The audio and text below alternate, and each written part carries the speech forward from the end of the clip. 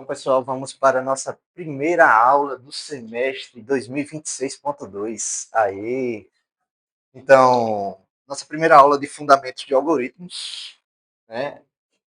Eu ouso dizer que é a disciplina mais importante do curso, porque nessa disciplina vocês vão aprender como pensar e como o computador pensa. Tá? Diferente, por exemplo, cálculo, vocês forem pagar, vocês vão aprender a fazer os cálculos. Mas se vocês não souberem formatar um pensamento lógico sequencial, vocês não conseguem utilizar cálculo para resolver seus problemas. Então, essa disciplina é de extrema importância, certo? Então, primeiro, falar quem eu sou, né? Chegando assim do nada, falando. Eu me chamo Thomas, se escreve meio estranho assim mesmo, com dois N's. Meu pai gosta de duplicar a letra do filho, certo? Então, sou eu, Thomas. Eu tenho uma irmã chamada Jaine, que é com dois N's também. E tem uma irmã chamada Bruna. Não é com dois N's? E com Y, tá vendo? E a minha irmã é Bruna com dois N's e com H. Então você vê, né?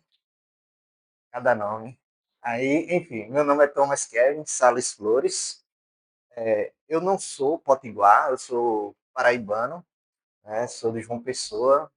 Toda santa semana eu viajo da minha terra para vir dar aula para vocês, então dê valor a isso. Dê valor a isso. Eu fiz graduação em engenharia elétrica, sou formado em engenharia elétrica pela UFPB, com ênfase em controle e automação. Como funciona a engenharia elétrica lá? São 5 anos como engenharia da computação aqui, porém engenharia elétrica lá é assim, você faz 4 anos meio que o nível básico, e no último ano você escolhe qual especialidade que você vai ter.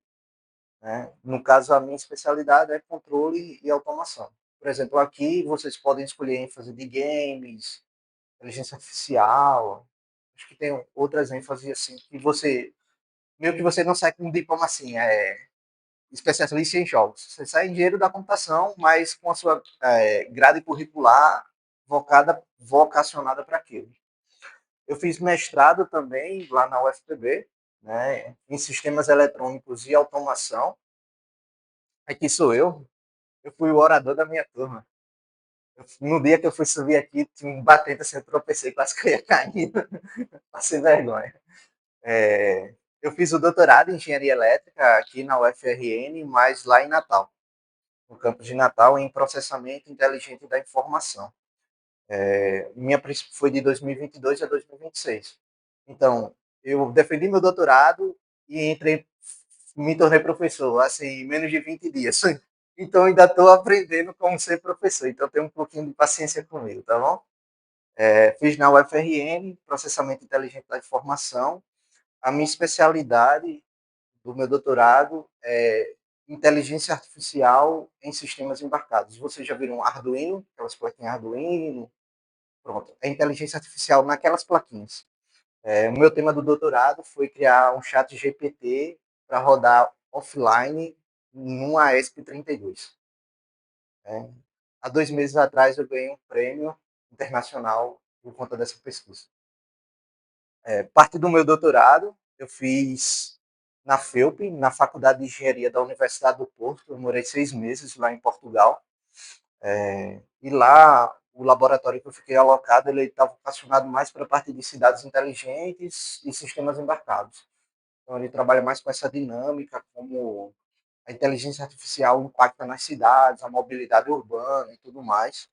Meu co-orientador lá foi meu orientador no exterior, que se tornou meu co-orientador do doutorado. Ele está entre os 2 ou 3% dos pesquisadores mais influentes dessa área. É um cara muito bom, meu maluco, mas muito bom. Eu gosto muito dele.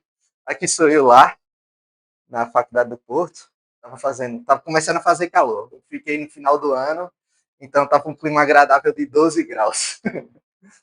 Mas quando eu cheguei em novembro, tava fazendo 6 graus, 3 graus, bem frio. E aqui foi a primeira vez que eu apresentei um artigo internacionalmente na Itália. Isso aqui foi parte visão computacional, microcâmeras, aplicando inteligência artificial nas microcâmeras para ver distração de motorista. Por exemplo, se o cara está com sono, tá pegando o celular, falando e tal. Foi louco aqui que foi na academia militar, no quartel militar da Itália. Então era tipo um púlpito cheio de gente assim, pesquisadores, no meio só tinha um militar, e eu lá me tremia aqui, eu realmente soube o que é passar sufoco. E em paralelo a tudo isso, eu sempre trabalhei. Então eu fiz mestrado, doutorado e sempre atuando na indústria. Então eu tenho em média quase 5 anos trabalhando na indústria, na parte de inovação. Aqui eu trabalhei como trainee de engenharia elétrica, então eu participei não sei se vocês conhecem programas trainee, mas basicamente eles pegam uma pessoa e faz que ela aprenda desde o RH até a expedição, assim, tipo, você passa pelo jurídico, pela contabilidade, pelo almoxerifado, você passa por tudo. Tudo que você imaginar eu passei, assim, no parte de indústria têxtil. Antes disso, me aventurei num projeto chamado Centelha PB1, que é um programa de incentivo a startup. Então, eu tive um startup nesse tempo.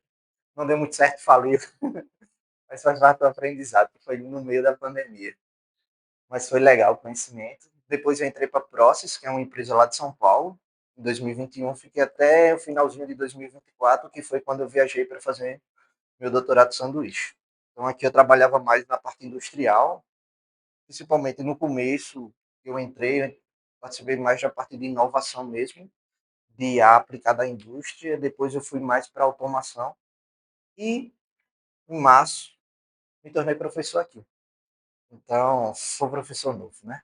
Então, pude fazer várias coisas e eu tenho 32 anos. Então, foi muita coisa em pouco tempo. É, hoje também eu divulgo parte da minha pesquisa científica, essa parte de IA embarcada, ela tem o nome de Tiny Machine Learning. Então, essa aqui é a página onde tudo que eu faço, tudo que eu estou estudando, eu acabo colocando aqui de maneira gratuita, todos os códigos. Vocês têm GitHub? Tem GitHub? GitHub? Já ouviu falar disso? Você precisa ter. Fundamental. GitHub. Certo? GitHub é basicamente, sabe o Google Drive? Google Drive? É um Google Drive aberto, digamos assim, onde as pessoas, tudo que você faz de código, dos projetos que você desenvolve, você pode colocar lá para que as outras pessoas possam acessar. Isso é muito importante para vocês, principalmente de engenharia da computação, bacharelado em sistemas de informação, porque é aqui onde é que contém todo o seu portfólio. Hoje em dia não se manda mais currículo. Não sei se vocês sabem disso, né? Mandar currículo é coisa do século passado. Agora você manda o quê? Portfólio. É o que você sabe fazer, quais os problemas que você sabe resolver. E como você faz isso? GitHub. Então, já coloca aí na listinha de coisas a aprender, né? Outra coisa importante de ter também é LinkedIn. Você já tem LinkedIn? Já? Importante isso. Então, faz no GitHub, coloca no GitHub e divulga no LinkedIn. Tá? É sempre assim. Então, se vocês sentirem vontade de me seguir lá, porque meu repositório está com quase 200 estrelinhas, fiquem à vontade. Ah, então, sobre a disciplina em si, né? O objetivo da disciplina é aplicar os conceitos de programação, né, imperativo, e dominar o uso de abstrações de controle de dados. Né? O que seria esses nomes feios aqui? Seria, por exemplo, como você consegue pensar um problema. Por exemplo, como você fez para chegar aqui hoje? Qual foi o passo a passo que você executou? Provavelmente você se levantou, aqueles que gostam de tomar um banho, tomou um banho, né? Em seguida, escovou os dentes, Aí trocou de roupa, né? Tomou café, pegou o transporte, né? E veio e chegou até aqui. Então, existem passos lógicos que foram feitos e findáveis que, se fossem invertidos, você não conseguiria chegar aqui.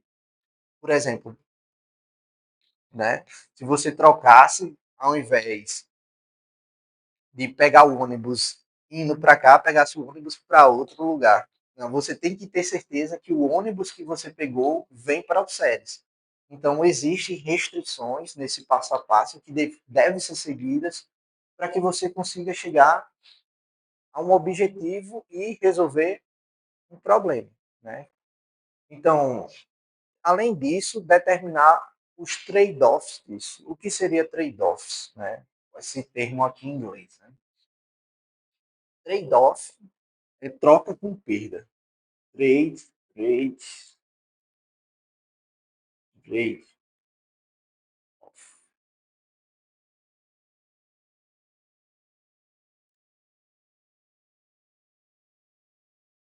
Aquela coisa, né? A mãe disse, você quer varrer a casa ou lavar os pratos, né? Aí você pergunta, oh. Aí você olha para a pia de prato tá batendo no teto, né? É melhor varrer a casa. Você não queria fazer nenhum dos dois, na verdade, né? Mas qual é o menos pior? Varrer a casa. O nome disso é trade-off. O nome bonito disso é trade-off, certo? O nome inglês bonito disso é trade-off. É quando você olha para um problema e acha o caminho mais fácil para resolver aquele problema. Não necessariamente você gostaria de resolver aquele problema, mas você precisa resolver. Então aqui já não é mais sentimental, é algo que você precisa de fato fazer. Né? Você quer levar uma pizza agora ou amanhã, né? Você, enfim. Então você precisa trade-off de memória e processamento ao aplicar diferentes estruturas de controle de dados. Né? Então aqui eu preciso saber quanto de memória eu preciso para armazenar isso, né? E qual é o esforço que meu computador precisa fazer para executar aquela tarefa, né? Isso aqui, né, é igual a mãe, vai fazer a feira, né, vai lá dar uma lista de 3 itens, você consegue, né? Comprar, mas chegar assim, dar uma lista de 30 itens, você não tem o quê? Memória. E do mesmo jeito, essa feira vai ser feita de quê? Domingo, 5h30 da manhã, né? Quando a feira abre, aí você já não tem o quê? Processamento. Você tá. E quando você pensa nesses dois, você precisa aplicar isso para diferentes estruturas de controle de dados. Então é basicamente qual as etapas que você precisa fazer e qual é o esforço que você precisa empreender para conseguir chegar àquelas etapas. E os dados aqui, eu falo especificamente das instruções que você quer executar. Por exemplo, eu quero fazer uma soma. Então, eu preciso pegar um número A, um número B, somar aqueles números, armazenar em uma outra variável e só daí ter o resultado. Né? Além disso, vocês têm que sair daqui desse curso capazes de projetar, implementar e documentar. Então, são 3 etapas totalmente distintas. O projetar é pensar na solução. O projetar é pensar na solução. Quais são os passos disso? Né? Uma coisa é pensar teoricamente, né? Tipo, é o famoso carrinho da Shopee, né? É só ilusão. Você vai enchendo o carrinho, você nunca compra o carrinho, né? O segundo é implementar. Seria tipo apertar para comprar lá, né? E o terceiro ponto é documentar, que seria, por exemplo, eu gosto muito de controlar por exemplo, meus gastos. Eu tenho uma planilha onde eu coloco todos os valores e no final eu tenho a descrição de cada item, quanto ele custou. Então pensem, aqui é algo totalmente abstrato, projetar. É algo que você vai pensar como funciona, quais são as possíveis falhas, né? Voltando para a computação. Quais são as limitações de memória, de processamento, como isso vai funcionar. O implementar é como eu transformo isso aqui, que é um planejado, um projetado, em algo real. qual é a linguagem de programação que você vai usar, qual é o computador que você vai implementar aquela solução, né? Quanto de memória eu vou ter, qual é o tempo que eu vou utilizar, qual o custo que isso vai me dar. Em terceiro lugar, a documentação. Isso aqui é uma das coisas mais importantes. Códigos e projetos mal documentados é fadado ao fracasso. Por quê? Se você, quando vocês começarem a programar, vocês vão perceber que vocês esquecem do que você fez. É típico, assim, você fez hoje, semana que vem você já não sabe o que fez mais. Você vai pegar, abrir seu código lá e você, poxa, o que é esse X aqui, né? Isso é muito comum para quem está começando a programar. É chamar qualquer coisa de X, qualquer coisa de Y, qualquer coisa de I, A, B. Tipo, o que é o A? O que é o B no seu código? O que é o I? O que é o X? Ninguém sabe o que é o X, né? O X é a idade, né? O X é o quê? A data de nascimento. O X é o quê? O peso da pessoa, é a altura. Tipo, por quê? Porque não foi bem projetado. E do mesmo jeito que foi mal projetado, foi implementado. E por estar mal projetado e mal implementado, a documentação aqui vai ser quase inexistente. Ou seja, seu código vai estar um total fracasso. Né? Ninguém vai conseguir usar, nem você mesmo. Né? Então, vocês têm que sair dessa disciplina capaz de projetar, implementar e documentar soluções. Certo? Então, aqui, como ele falou, vamos ligar o computador hoje? Eu disse, calma, jovem. Ainda não, certo? Primeiro a gente precisa pensar como o computador pensa. E vocês vão ver que é meio chatinho no começo, porque vocês vão estar usando linguagem normal, tipo, faça aquilo outro, execute aquilo outro, suas palavras mesmo. Mas essa base aqui é fundamental para ter uma base teórica para as outras disciplinas, para modelos e técnicas de outras disciplinas. Se vocês não aprendem a pensar aqui, quando chegar lá na frente, vocês vão sofrer. Então, essa disciplina é aquela disciplina que vocês precisam se dedicar de verdade, de coração. Certo? Porque eu estou ministrando ela, não. É porque, de fato, ela é bem importante. Porque se vocês aprendem a projetar, implementar e documentar aqui de maneira bem feita, quando vocês chegarem mais à frente, vocês vão ver que é super fácil fazer as outras coisas. Porque essa é a base de tudo. É o alicerce de toda a programação, é isso aqui. E o que temos de conteúdo na nossa disciplina, né? Ali são os objetivos. O primeiro, os conteúdos que deverão ser abordados nessa disciplina são esses, né? Pensamento computacional, né? Até agora nós pensamos como seres humanos, né? Não pensamos como um computador pensa. Então, o intuito dessa disciplina é mudar o modo com que vocês pensem. Vocês pensarem como um computador pensa, né? Para vocês conseguirem conversar, né? Igual chega um japonês aqui e começa a falar e você quer falar alguma coisa, ele não entende nada. Tipo, se ele gesticular, você até consegue entender alguma coisa, mas não é claro o que ele fala, nem você entende o que ele fala para você, nem você consegue se comunicar com ele. Do mesmo jeito é um computador. Um computador tem uma linguagem própria dele que nós precisamos aprender a nos comunicar. Tanto para falar com ele, mas do mesmo jeito para que ele fale conosco. Né? Vamos estimular a partir de raciocínio lógico e matemático, né? Como pensar de maneira lógica. E aqui é algo bem distinto, né? Lógica aqui tá falando mais de, por exemplo, é, de operações de si, então, de e, por exemplo, o gato come, sei lá, o gato e o cachorro. Então, necessariamente, para que isso aqui seja verdade, é necessário que eu tenha o gato e o cachorro. Esse i aqui, ele condiciona essa variável, gato, a essa variável aqui, cachorro. Isso é uma operação lógica. Diferente de uma operação matemática. Uma operação matemática é o quê? Soma, subtração, divisão, multiplicação, né? Exponencial é uma multiplicação, certo?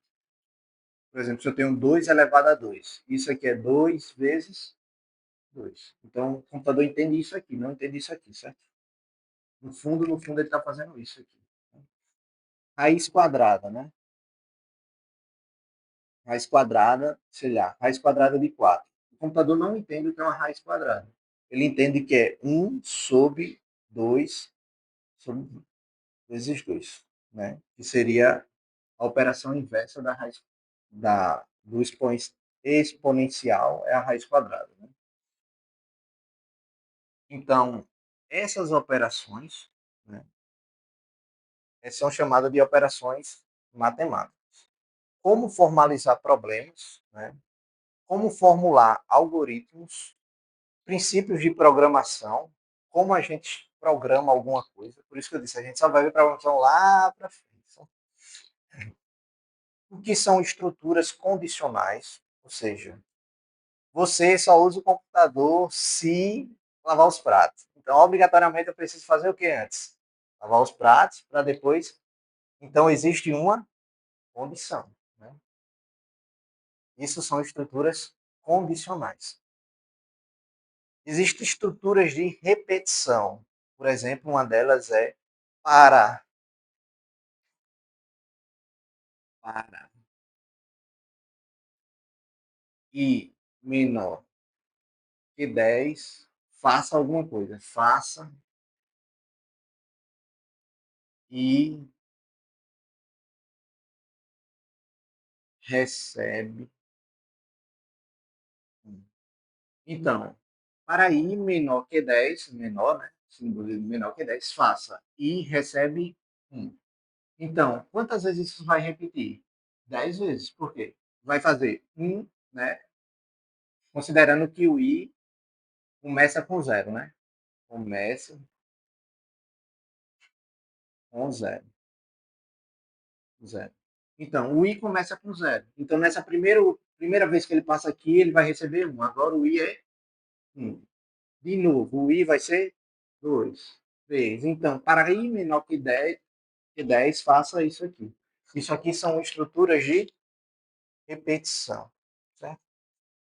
Só estou dando um overview, certo? A gente vai ver isso calmamente, como funciona. Além dessa, existem outras estruturas de repetição, né? Modularização e procedimentos, né? Procedimentos recursivos, manipulação e representação de dados, né? Por exemplo, um exemplo de representação de dados aqui, eu posso representar o número 1 assim, eu posso representar o número 1 como sendo assim, eu posso representar o número 1 como sendo isso aqui. Todos esses aqui são 1. Eu posso representar o número 1 como sendo isso aqui. Isso aqui é um número inteiro, isso aqui é um ponto flutuante, ou seja, possui casa decimal, né? Um número com casa decimal. Posso representar o número 1 como uma divisão. Eu posso representar o número 1 como uma letra. Um mesmo. Numericamente, isso aqui não é um número. Isso aqui é uma letra. Então, a gente vai aprender a fazer essas representações. Né? Obviamente, aqui eu estou dando um exemplo rápido. Né? A gente vai aprender a fazer essas representações. E como mudar de letra para um número inteiro, para um número de ponto flutuante ou para uma divisão, por exemplo. A gente vai aprender como transformar daqui para cá e daqui para cá. Certo? Diferentes tipos de numéricos. Além disso, a parte de resolução de algoritmos e problemas matemáticos. Então, a gente vai aprender, pegar tudo isso aqui e começar a resolver problemas reais com eles. Então, é o que eu falo. Durante muito tempo, na minha graduação, para juntar dinheiro, para ganhar dinheiro, eu dava aula de matemática e física. E eu dei quase 3 anos aulas de matemática e física para ensino médio, mas para Enem, particular. E eu falava aos meus alunos, matemática e física é como você construísse uma caixinha de ferramentas. Né? Por exemplo, você tem uma chave de fenda.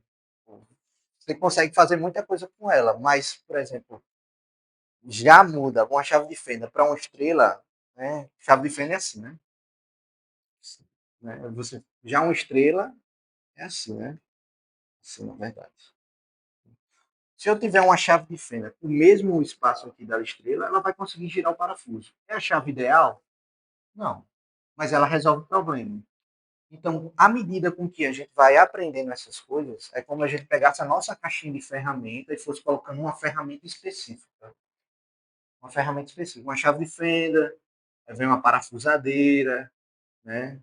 Vem uma chave de boca, né? Chave de cano. Você fazer uma chave de cano. Deve ser assim. Chave de cano.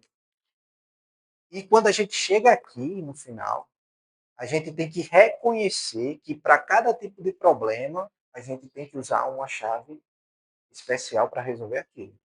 Né? Esse é o objetivo da disciplina. Por isso que ela é tão importante.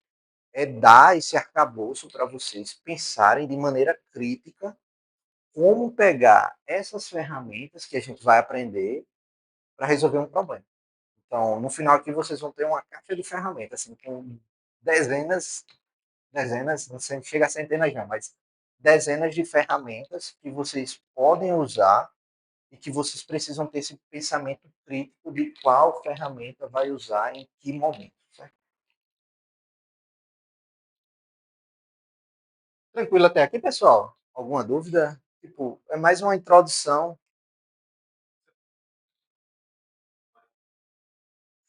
Ainda não sei. Ainda não sei. Ainda não sei. Provavelmente não, não sei ainda. É, ainda não sei qual vai ser. Aqui, né, sobre a disciplina, todas as aulas da disciplina eu gravo e coloco no YouTube, certo? Eu criei uma playlist específica para a disciplina. Esse aqui é o QR Code para entrar no canal. Aí vocês se inscrevem lá, né, para o professor ficar famoso. Vocês podem se inscrever lá no canal e toda a disciplina, todas as aulas vão estar aqui. Eu mando no SIGA também, junto com o link da aula, também a apostila em PDF. A apostila não, desculpa. O slide é em PDF. Beleza. Então, vamos começar, de fato, a nossa disciplina hoje, né? Como o nome dela já diz, fundamentos de algoritmos, né? A gente não vê algoritmos de maneira avançada, a gente vê os fundamentos. Como eu disse, é a base mesmo, o que rege todas as outras disciplinas. Quando a gente pensa em algoritmos, o que vocês pensam assim na cabeça, dado o que eu falei agora, né? Geralmente a gente pensa que algoritmos pode ser definido de algumas formas. Né? Aqui eu trouxe algumas definições de alguns livros. Ele diz assim: é a ciência, desculpa, que é da computação. Um algoritmo é uma sequência finita de ações executáveis que visam obter uma solução para um determinado tipo de problema. Né? Então, aqui, isso aqui é a visão da ciência da computação. Né? Outros livros, né, esse Danspult, é um livro bem clássico de ciências da computação e engenharia da computação. Ele diz que algoritmos são procedimentos precisos, ó, precisos, não ambíguos, mecânicos, eficientes e corretos. Então aqui entra algumas palavras, né? Precisos, o que é preciso, né? Não pode ter dúvida do que está se fazendo, né? Por exemplo, se você se levanta, você realmente se levanta. Não fica pela metade, né? Nem está sentado, nem está em pé. Tipo, está no meio termo. Então, é algo preciso, né? Ele precisa ser descrito de maneira precisa. Não, não de maneira ambígua. E por que ele fala isso? Porque nossa sociedade, aqui já entra um problema filosófico, que é estamos coisificando as coisas. Então, a gente já não fala o nome das coisas do jeito que são. Por exemplo, Fanny, pega aquela coisa que está ali em cima do móvel, né? O cara não diz, não, pega o lápis de cor azul que está no móvel, no canto inferior direito. O cara diz, não, tá lá em cima. Aí a mãe diz, se você eu achar, eu vou esfregar na sua cara. Aí lascou, né? Principalmente os meninos que nunca acham as coisas, né? Mas precisa de fato, quando formos fazer os nossos algoritmos, que eles sejam precisos. Eles digam exatamente aquilo que é, né? Ou seja, logicamente, se é preciso, é não ambíguo. Ou seja, ele não pode dar dúvida no que ele está fazendo. Ele tem que ser, ó, pegou o apagador que estava em cima da primeira fileira, na frente do segundo computador, da direita para a esquerda. Então, ele tem que ser preciso, assim, para não ter erro. Né? E aqui ele diz que são coisas mecânicas. E aqui a gente já começa a perceber algumas coisas. Ligar o computador em si é algo mecânico. Você precisa ir lá e apertar o botão. Mas o que acontece após isso já não é mais mecânico, é elétrico.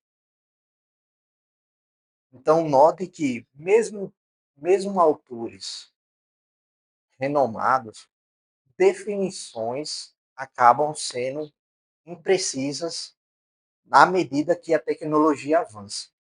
Isso aqui é um problemão, porque você vai se basear, autor fulaninho em 1972 falou que era isso.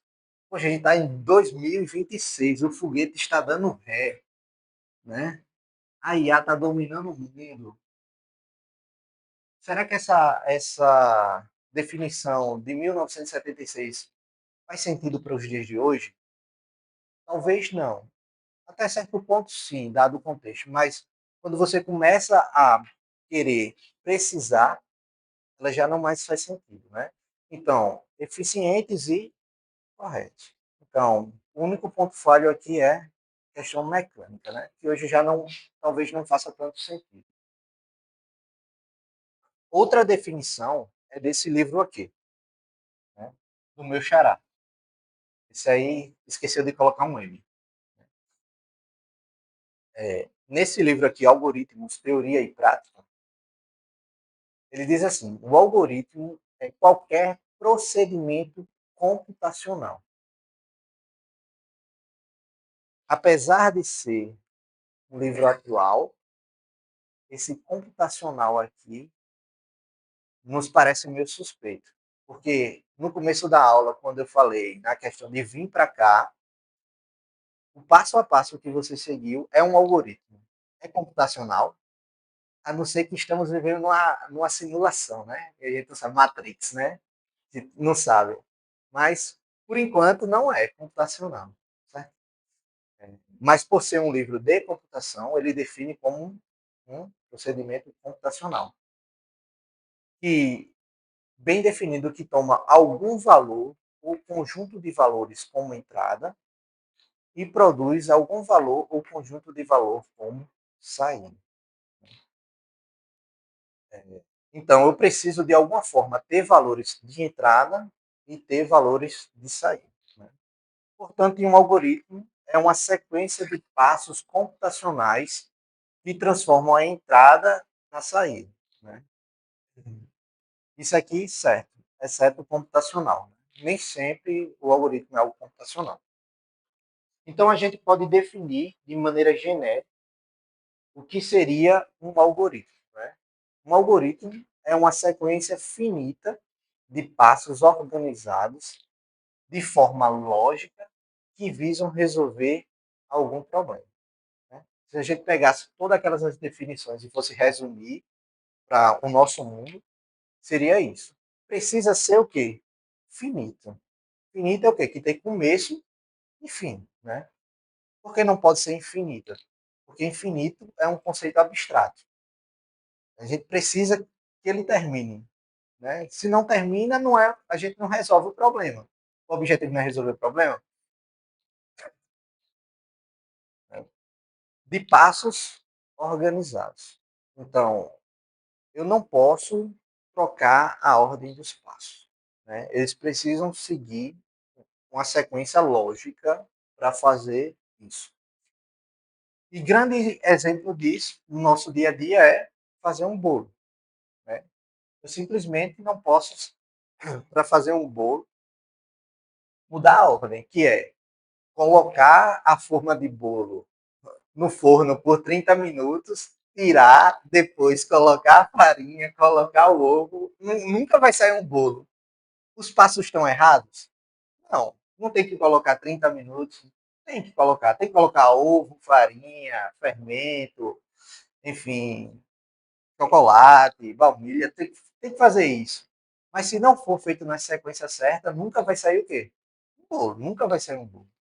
Do mesmo jeito, atravessar a rua, né?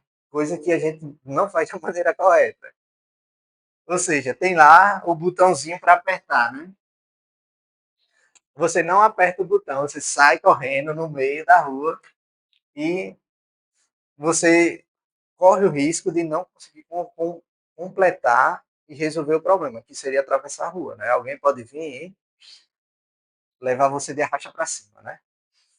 Fazer uma ligação, né? Primeiro eu digito, sei lá, primeiro eu digito os números. Aí vou e desligo à mesma hora, né? Em vez de colocar no falar alô, eu coloco de volta no. Isso aqui é velho, né? Na minha tempo. Boto de volta no gancho, né? Ninguém faz mais telefone com gancho, né? Mas colocava assim no gancho.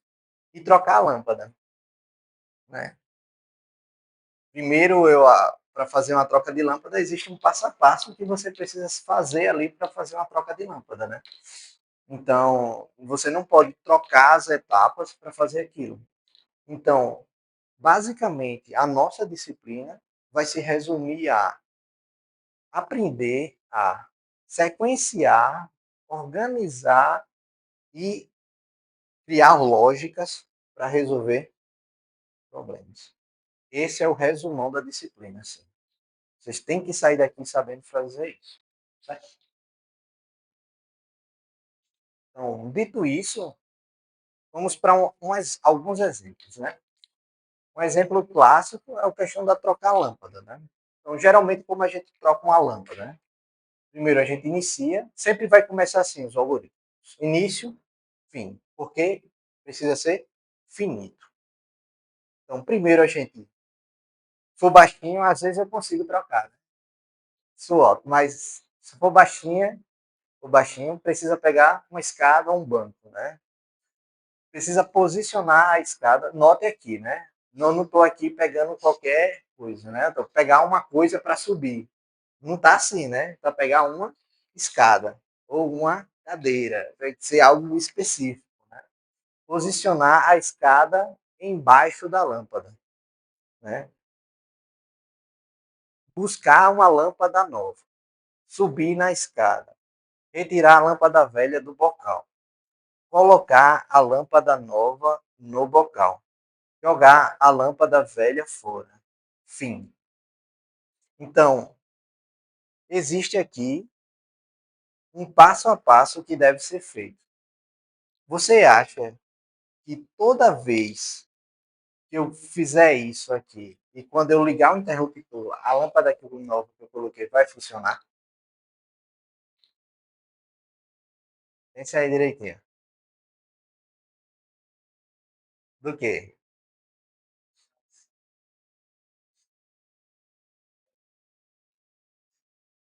Pronto, isso é um problema. Tá. O que mais? A lâmpada pode vir o quê? Queimado. O que mais? Pensa aí um pouquinho. A disciplina é isso aí, é pensar.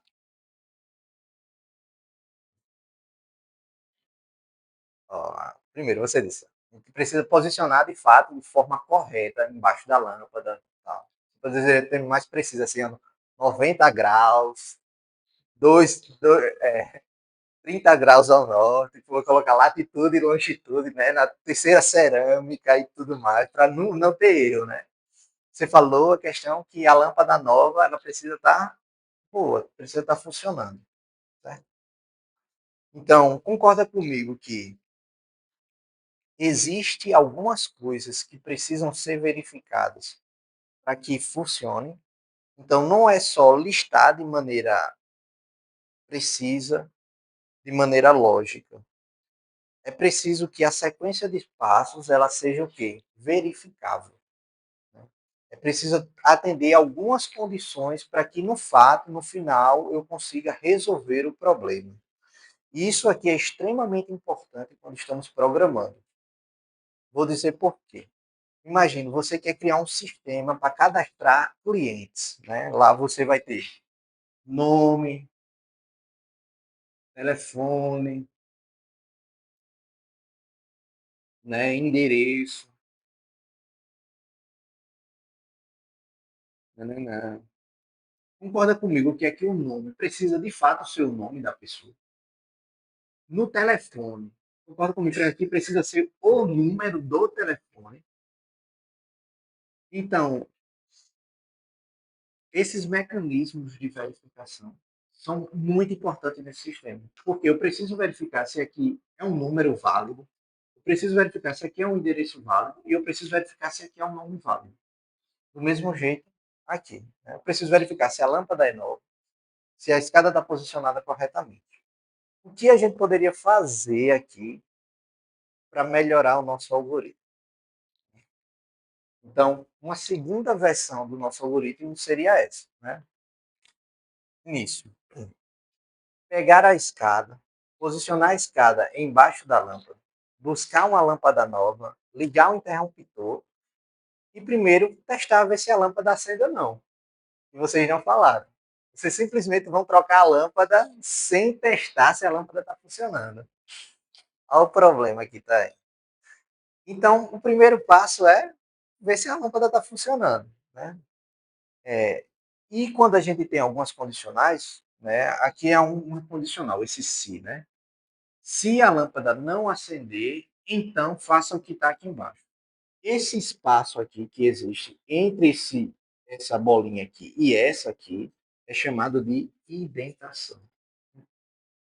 Então, esse espaço aqui quer representar que esses passos aqui só acontecem se isso aqui for atendido. Então, se isso aqui for atendido, isso aqui acontece. Se isso aqui não for atendido, o que vai acontecer? Certo? Então, todos os passos intentados, eles precisam estar subordinados a uma condição. Aí eu pergunto a vocês, e aí, qual o problema dessa vez? Né? O que eu posso fazer aqui para melhorar o nosso algoritmo?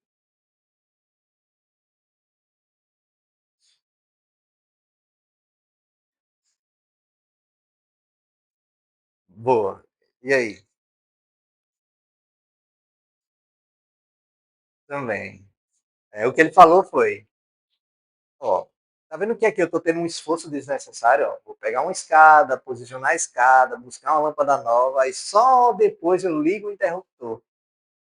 Qual seria mais lógico? Ver se a lâmpada não acende primeiro antes de ter esse trabalho todinho, né? Então, bem pensado. Então, o primeiro passo é verificar se a lâmpada realmente está queimada ou não. Né? Então, primeiro a gente verifica se a lâmpada está queimada. Se a lâmpada não estiver queimada, ou se a lâmpada não acender, né? Ou seja, ela está queimada. Se a lâmpada não acender, então, aí só assim, eu vou pegar a escada, posicionar a escada debaixo da lâmpada, buscar a lâmpada nova, subir na escada, retirar a lâmpada velha, colocar a lâmpada nova no bocal e jogar a lâmpada velha fora. Fim. Aí eu pergunto a vocês, vai funcionar? Pensem aí.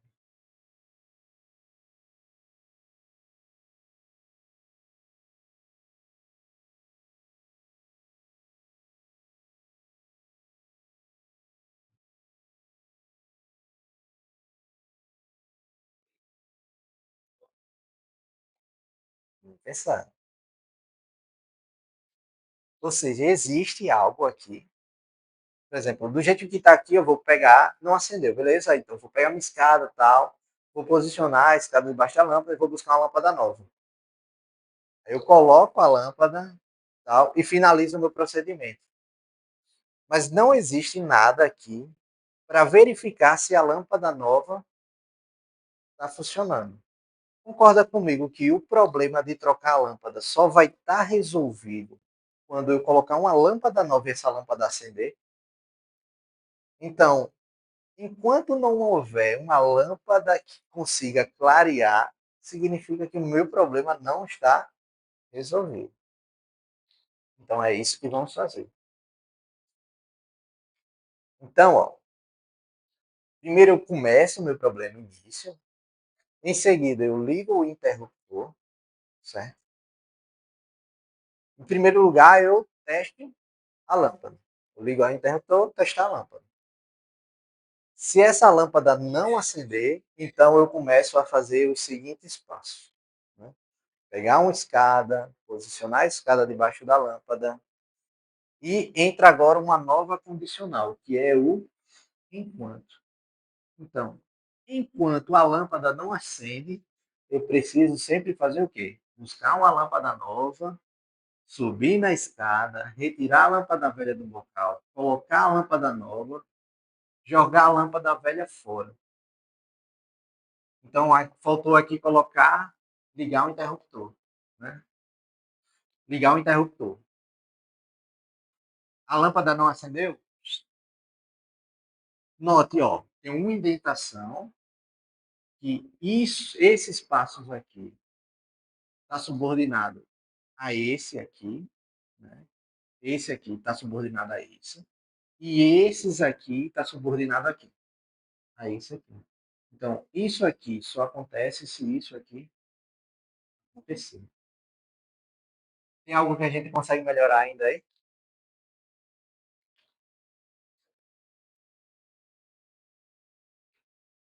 Aí, tá vendo? Então, a gente poderia já adicionar aqui, testar.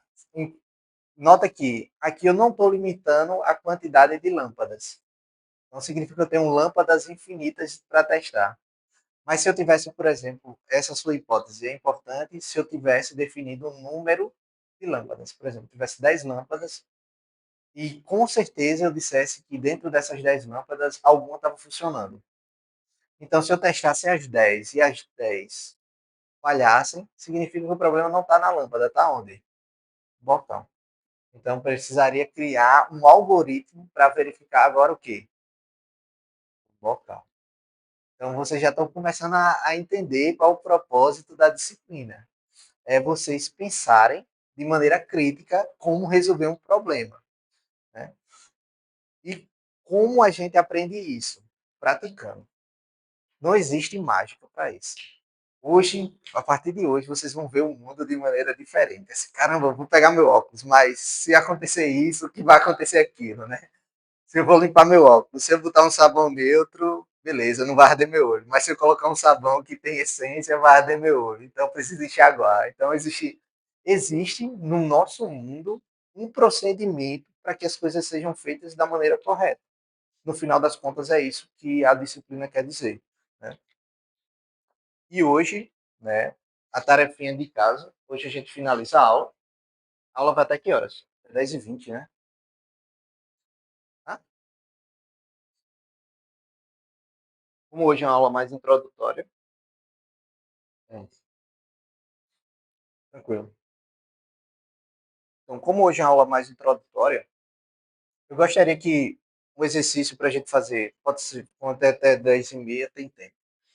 Vocês pegassem algo que vocês fazem no dia a dia e descrevessem de forma de um algoritmo. Assim. Tentassem fazer agora, para a gente ver. Tem meia hora, tem 40 minutos ainda. Pode ser qualquer coisa, tipo, eu gosto de fazer um frango, gosto de, sei lá, andar de bicicleta, ou qualquer coisa. Eu gosto de pescar. Qual é o procedimento para fazer uma pesca? Né? Que vocês tentassem descrever isso. Vocês vão precisar nessa disciplina muito lápis e papel. Vocês têm lápis e papel? Pode ser de maneira. Vamos fazer assim, ó. A primeira parte, número um, é fazer como vier na cabeça. Né? De maneira rápida, né? Seria Seria rápido. Seria tipo, para fazer isso é isso, isso, isso, isso. E a segunda parte seria um refino.